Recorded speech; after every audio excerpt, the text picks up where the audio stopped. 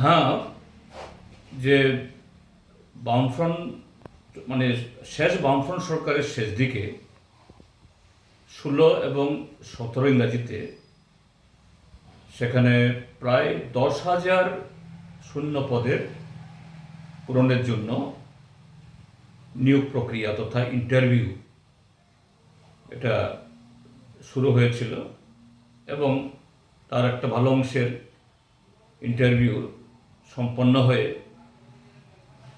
এই সমস্ত প্রক্রিয়া তৈরি করে চূড়ান্ত হয়েছিল। কিন্তু ইতিমধ্যে নির্বাচন ঘোষণা হয়ে যায় বা ঘোষণা হয়ে যাবে, তো সরকার তখন সচেতনভাবেই এই নিয়োগপত্র যেগুলো ইচ্ছা করলে তার কিছু অফারটা ছেড়ে দিতে পারত, কিন্তু বিরোধী তরফ থেকে একটা অভিযোগ উত্থাপন হবে ঠিক নির্বাচনের প্রাক্কালে এইভাবে চাকরি ছাড়া হচ্ছে প্রভাবিত করার জন্য, এরকম তুলবে। যদিও অসুবিধা ছিল না যে কোড অফ কন্ডাক্ট চালু হওয়ার আগে যদি মানে করতে অর্থাৎ নোটিফিকেশন আগে হয়ে যেতে পারত। বলছে ঠিক আছে, ভোট হোক, তারপর যে নতুন সরকার আসবে তারাই ছাড়বে, এটাই তো নিয়ম। কিন্তু বিধিভাম হয়ে গেল যে বিজেপি হর ঘরে নকরি দেওয়ার ওয়াদা নিয়ে সরকার এসছে, তারা এরকম টিসিএস টিপিএস যেটা এই ত্রিপুরা লোকসভা আয়োগ তার মাধ্যমে ইন্টারভিউ হয়েছে, তাছাড়াও আরও অনেকগুলো নন গেজেটেড পোস্ট, তার সাথে এই টিএসআর এর এনরোল ফলোয়ার প্রায় 5 থেকে 700, আরও বহু দপ্তরে এরকম। তারপর 10,323-এর যারা চাকরি গেছে তাদের জন্য একটা বিকল্প তৈরি করা হয়েছিল, সেটাও ইন্টারভিউ চলছিল, যদিও তার প্রক্রিয়া বোধ হয় সবটা সম্পন্ন হয়ে ওঠেনি। কিন্তু এই সরকার দেয় এতে দুটো জিনিস, একটা হলো যে বেকার যুবকদের ভাগ্য নিয়ে ছিনিমিনি খেলা, তাদের পেটে লাথি মারা, তাদের যে সাংবিধানিক অধিকারকে সম্পূর্ণভাবে পদদলিত করা একটা দিক। আরেক দিক হল যে বিজেপি তারা কখনো গণতন্ত্রকে শ্রদ্ধা করে না, সংবিধানকে শ্রদ্ধা করে না। এরা এই রাষ্ট্রবাদের কথা বলে, ভারত মাতা কি জিন্দাবাদ বলে,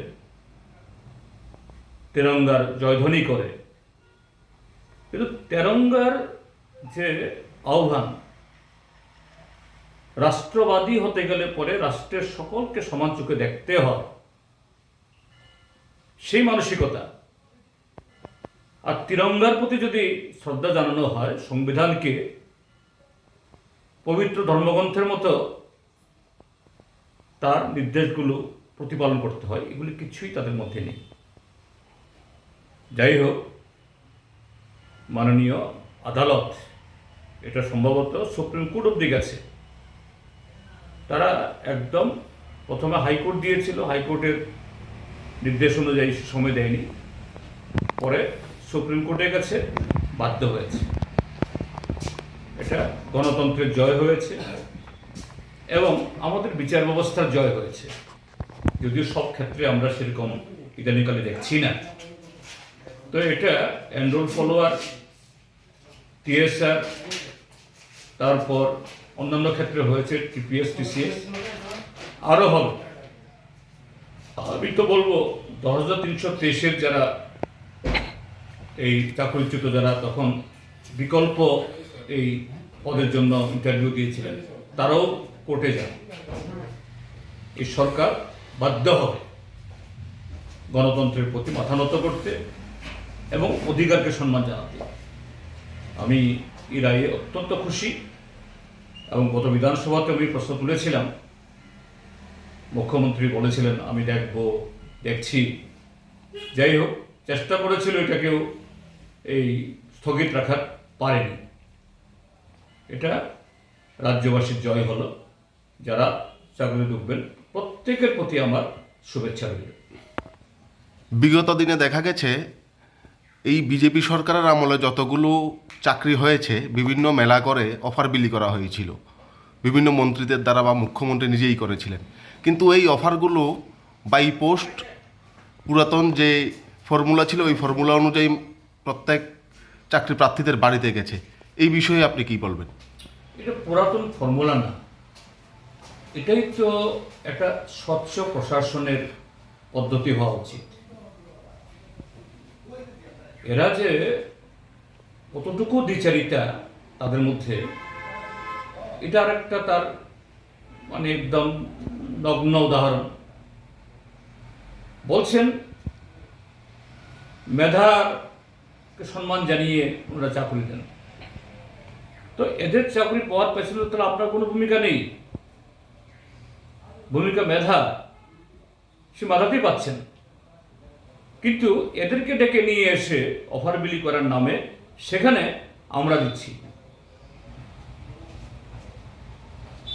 বিভাগীয় মন্ত্রী বা এই সে বিধানসভা কেন্দ্রের বিধায়করা মঞ্চে থেকে তাদেরকে বলছেন, এই তোমার চাকরি কিন্তু আমি ব্যবস্থা করছি, আমি রিকমেন্ডেশন দিছি, তা তুমি বলছো আরেকখানে মেধার জয়, আর এখানে বলছো আমি দিচ্ছি, আমরা দিচ্ছি।